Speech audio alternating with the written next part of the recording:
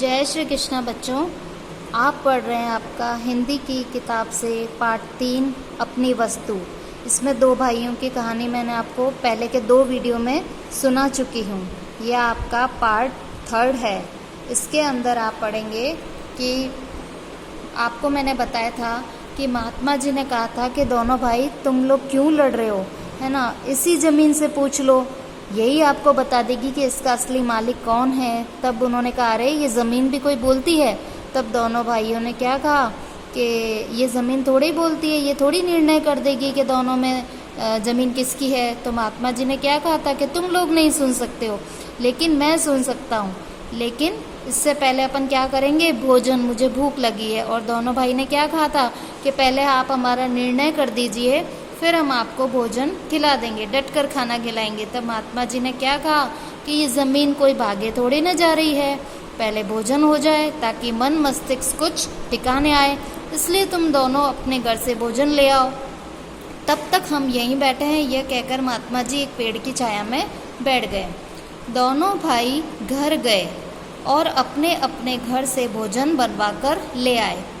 जब महात्मा जी पेड़ की छाया में बैठ गए थे तब दोनों भाई अपने अपने घर से भोजन बनवा कर ले आए। महात्मा जी ने उन दोनों को बैठ जाने को कहा।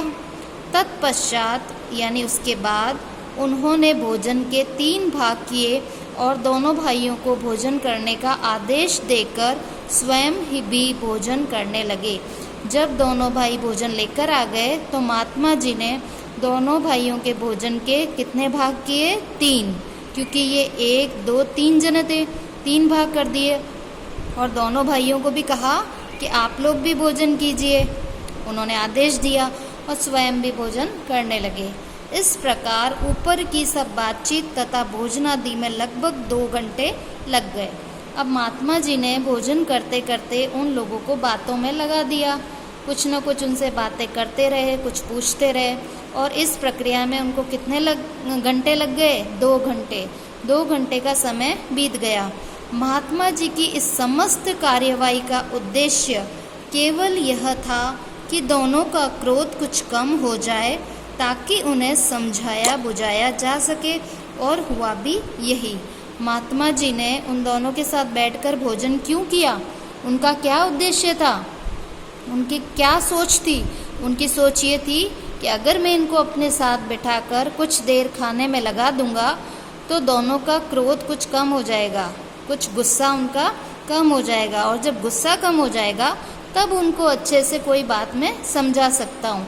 और होता भी यही है कि जब हमें गुस्सा आ रहा होता है तब हमें कोई भी बात समझ में नहीं आती है। हमें कभी भी वो बात समझ में नहीं आएगी अगर हमें गुस्सा आ रहा है। कोई भी बात समझने के लिए इंसान का दिमाग शांत होना ज़रूरी है। तो महात्मा जी ने भी यही सोचा कि दोनों के साथ थोड़ा खाना खाएंगे, थोड़ा समय व्यतीत होगा तो उनका क्रोध कुछ शांत हो जाएगा, तब उनसे मैं अच्छे से बात करूँगा।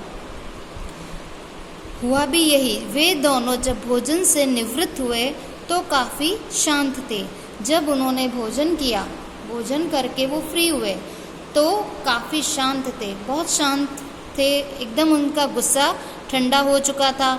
उन्होंने महात्मा जी के चरणों में विनय की, महाराज यह भूमि तो कुछ बोलेगी नहीं, इसलिए आप ही हमारा निर्णय कर दीजिए। जब उनका गुस्सा कुछ शांत हुआ तो उन्होंने महात्मा जी के चरणों में विनय की, यानी उनके चरणों में प्रार्थना की कि महाराज यह ज़मीन तो कुछ नहीं बोलेगी, इसलिए आप ही हमारा निर्णय कर दीजिए। ज़मीन तो नहीं बोलेगी, अब आप ही हमारा निर्णय कीजिए। अब महात्मा जी ने कहा हम इस भूमि से पूछकर इसका निर्णय करते हैं। हम क्या करें, इस भूमि से ही पूछ लेते हैं और इसका निर्णय करते हैं।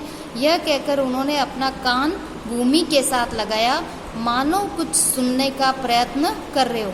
महात्मा जी ने क्या कहा, इस भूमि से ही पूछ लेते हैं कि भाई तुम्हारा असली मालिक कौन है, फिर हम इसका निर्णय करेंगे।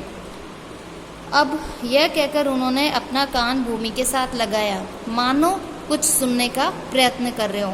कुछ देर तक तो वे भूमि के साथ कान लगाए रहे, फिर सीधे बैठ गए और गंभीर वाणी में बोले, यह भूमि तो कुछ और ही कह रही है। अब ये तो बच्चों आप भी समझते हो कि ज़मीन कभी नहीं बोलती है।